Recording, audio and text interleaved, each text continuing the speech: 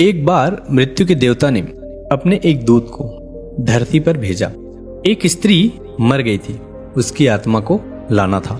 देवदूत आया, लेकिन वहां की स्थिति को देखकर दुविधा में पड़ गया।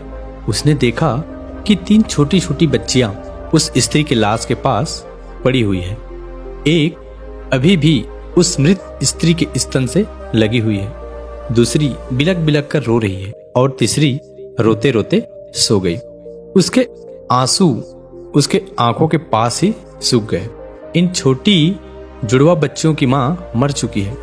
परिवार में और कोई नहीं है। पिता पहले ही मर चुका था। इनका क्या होगा? कौन इन्हें संभालेगा? यह सोचकर देवदूत को बहुत दुख हुआ। इसलिए वह खाली हाथ ही वापस लौट गए और अपने प्रधान से जाकर बोला, मैं उस स्त्री की आत्मा को ना ला सका, मुझे क्षमा करें। लेकिन आपको स्थिति का ज्ञान नहीं है। अगर मेरी जगह आप होते तो शायद आप भी यही करते। उस स्त्री की 3 छोटी छोटी जुड़वा बच्चे हैं। एक अभी भी उसके स्तन से लगी हुई है, दूसरी रोते रोते सो गई और तीसरी चीख चीख कर रो रही है। परिवार में उन्हें संभालने वाला और कोई नहीं है। ऐसी स्थिति को देखकर मेरा दिल उस स्त्री को ना ला सका। क्या ऐसा नहीं हो सकता कि उस स्त्री को कुछ समय और दे दिया जाए ताकि बच्चियां थोड़ी और बड़ी हो जाए? यह सुनकर मृत्यु का देवता जोर से हंसा और बोला, तू ज्यादा समझदार हो गया है। उस परमात्मा से भी जिसकी मर्जी से जीवन मिलता है और जिसकी मर्जी से मृत्यु। तूने पाप तो बहुत बड़ा किया है और इसकी तुझे सजा मिलेगी, और वह सजा यह है कि तुझे पृथ्वी पर फेंक दिया जाएगा और तू तब तक वापस नहीं आ सकता जब तक तू अपनी इस मूर्खता पर 3 बार हंस नहीं लेता। देवदूत राजी हो गया इस सजा को भोगने के लिए। उसे पूरा भरोसा था, सही तो मैं ही हूं, फिर हंसने का मौका क्यों आएगा? देवदूत को जमीन पर फेंक दिया गया। ठंड का मौसम था। वह एक सड़क के किनारे नग्न अवस्था में पड़ा हुआ था। उसी समय एक चमार वहां से गुजरा। वह कुछ पैसों की व्यवस्था करके ठंड के मौसम में अपने बच्चों के लिए गर्म कपड़े और कंबल लेने बाजार जा रहा था। रास्ते में उसने एक व्यक्ति को ठंड में ठिठुरते हुए देखा तो उसे उस व्यक्ति पर दया आ गई। उसने अपने बच्चों के लिए गर्म कपड़े और कंबल लेने के बजाय उस नग देवदूत के लिए कंबल और कपड़े खरीद लिए। उस नग व्यक्ति ने कहा, मेरा कोई घर परिवार नहीं है और ना ही रहने की व्यवस्था है। इस भयानक ठंड में मैं क्या करूं? चमार ने कहा, तू चिंता मत कर, तू मेरे साथ मेरे घर चलो, लेकिन ध्यान रखना, मैं अपने बच्चों और पत्नी के लिए जो कपड़े लाया था उससे मैंने तेरे लिए कंबल और कपड़े खरीद ली, और अब तुझे घर भी ले जा रहा हूं, इसलिए मेरी पत्नी गुस्सा जरूर होगी और शायद भला बुरा भी कहेगी, लेकिन तू परेशान मत होना, कुछ दिनों में सब कुछ ठीक हो जाएगा। उस देवदूत को लेकर चमार घर पहुंचा। अब ना तो चमार को पता था कि जिसे वह घर ले जा रहा है वह देवदूत है, और ना ही पत्नी को पता था जो आया है वह देवदूत है, जिसके आते ही घर में खुशियों की बाढ़ आ जाएगी। जैसी चमार देवदूत को लेकर घर पहुंचा और पत्नी को सारी घटना बताई, पत्नी तो गुस्से से आग बबूला हो गई। वह चमार पर बरस पड़ी, बहुत भला बुरा कहा। उसने बहुत चीखी चिल्लाई। उस दिन देवदूत पहली बार हंसा। चमार ने पूछा, क्या बात है, हंसते क्यों हो? देवदूत ने कहा, जब मैं 3 बार हंस लूंगा तो हंसने का कारण भी बता दूंगा। देवदूत पहली बार हंसा क्योंकि उसे लगा कि चमार की पत्नी यह देख नहीं पा रही है कि घर में देवदूत आया है, जिसके आते ही घर में हजारों खुशियों के द्वार खुल जाएंगे। लेकिन उसकी भी गलती ना थी। व्यक्ति देख ही कितनी दूर तक सकता है। वह तो इतना ही देख पा रही थी कि बच्चों के कपड़े और कंबल चले गए। जो हो गया उससे वह तो देख पा रही थी, लेकिन जो मिला है उसे ना देख सकी। तो देवदूत हंसा। उसे लगा अपनी मूर्खता की पत्नी भी नहीं देख पा रही है कि क्या घट रहा है। अब क्योंकि वह देवदूत था, इसलिए सिर्फ 10 ही दिनों में उसने चमार का सारा काम सीख लिया। वह जूते बनाने लगा और सिर्फ कुछ ही महीनों में उसके जूते इतने बिके कि चमार अमीर हो गया। साल भर में तो सारे देश में यह बात फैल गई कि उसके जैसे जूते कहीं और नहीं बन सकते। राजा और सम्राटों का जूते अब उसके यहाँ बनने लगे थे। चमार के घर धन की बारिश हो गई। सब बहुत खुश हैं और सब कुछ बहुत अच्छा चल रहा था। एक दिन सम्राट का एक आदमी आया और बोला, यह चमड़ा बड़ा कीमती है, आसानी से नहीं मिलता, कोई गलती नहीं होनी चाहिए। सम्राट के लिए जूते बनवाने हैं और ठीक इस तरह के बनाने हैं। ध्यान रखना, जूते ही बनाने हैं, चप्पल नहीं।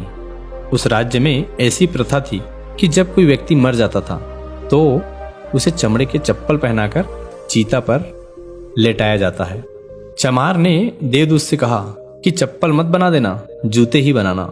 सम्राट का स्पष्ट आदेश है और ध्यान रखना, चमड़ा सिर्फ इतना ही है, कोई गलती मत करना, वरना बड़ी मुसीबत में फंस सकते हैं। सम्राट का काम इतना कहने के बाद भी देवदूत ने उस चमड़े से चप्पल ही बनाए।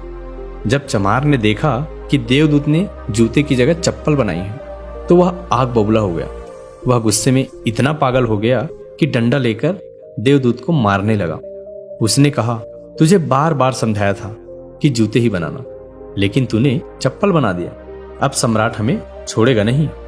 तू तो मरेगा ही, लेकिन साथ में ही मुझे और मेरी परिवार को भी फांसी में लटकाएगा। इतना सुनते ही देवदूत खिलखिलाकर हंसने लगा। उसी समय पीछे से दौड़ता हुआ सम्राट का आदमी आया और बोला, जूते मत बनाना, चप्पल ही बनाना, क्योंकि सम्राट की मौत हो गई है। इतना सुनते ही चमार के हाथ से डंडा छूटकर नीचे गिर पड़ा। उसने देवदूत के पैर पकड़ लिए और कहा, मुझे माफ कर दो, मैंने तुझे मारा, मुझसे बहुत बड़ी भूल हो गई। देवदूत ने कहा, कोई बात नहीं, मैं अपनी सजा भुगत रहा हूं। चमार ने कहा, कौन सी सजा और तुम हंस क्यों रहे हो?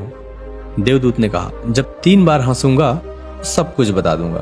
भविष्य अज्ञात है और सिवाय उस परमात्मा के किसी को नहीं पता कि आगे क्या होगा, और इंसान तो वैसे ही अपने अतीत के अनुभव के अनुसार निर्णय लेता है। सम्राट जिंदा था तो जूते चाहिए थे और मर गया तो चप्पल।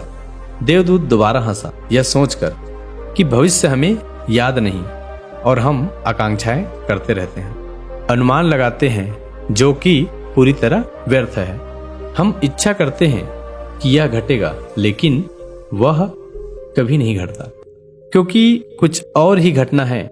हमारी नीति बिना पूछे चलती है, लेकिन हम बेवजह को हल्ला मचाए रहते हैं। चाहिए चप्पल, लेकिन जूते बनवाते। मरने का समय नजदीक आ रहा है, लेकिन हम जिंदगी का आयोजन करते हैं।